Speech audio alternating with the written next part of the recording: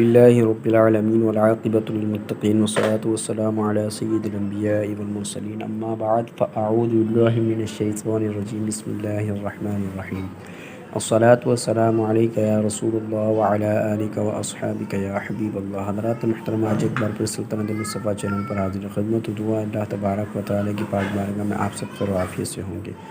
حاضرین، سامعین و ناظرین، آج ہمارا موضوع ہے محرم کا چاند دیکھنے کی دعا، اور چاند دیکھنے کے بعد حضور صلی اللہ علیہ وسلم کون سی دعا پڑھا کرتے تھے اور کون سا عمل پڑھا کرتے تھے، کیا کیا کرتے تھے، اور امت مصطفیٰ صلی اللہ علیہ وسلم کو کیا ترغیب ارشاد فرمائی۔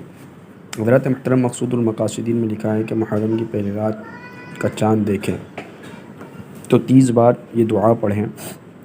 الحمدللہ الذی خلقنی وخلق وصورنی وصورک وقدر لک منازل وجعلک آیۃ للعالمین اللہم اہل لها علینا بالامن والایمان والسلامة والاسلام والتوفیق لما تحب ترضى اللہم جعلہ لنا شہر برکات وأجر ونور وروح ومعافات اللہم قاسم الخیر بین عبادک الصالحین اقسم لثا فیہ من خیر ما تقسم بین عبادک الصالحین۔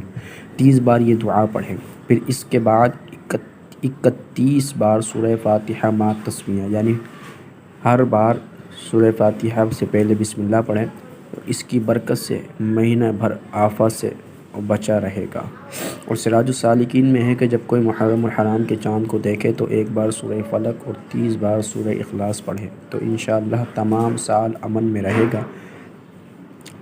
جب سرور عالم صلی اللہ علیہ وسلم محرم کا چاند ملاحظہ فرماتے تو یہ دعا بھی پڑھتے تھے: مرحباً بالسنۃ الجدیدۃ والشہر الجدید والیوم الجدید والساعۃ الجدیدۃ، مرحبا بالکاتب الشہیر کتب فی صحیفتی بسم اللہ الرحمن الرحیم اشہد ان لا الہ الا اللہ وحدہ لا شریک لہ واشہد ان محمدا عبدہ ورسولہ وان الجنۃ حق والنار حق وان الساعۃ آتیۃ لا ریب فیہا وان اللہ یبعث من فی القبور۔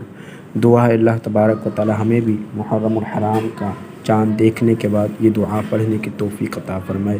وآخر دعوانا الحمدللہ رب العالمین۔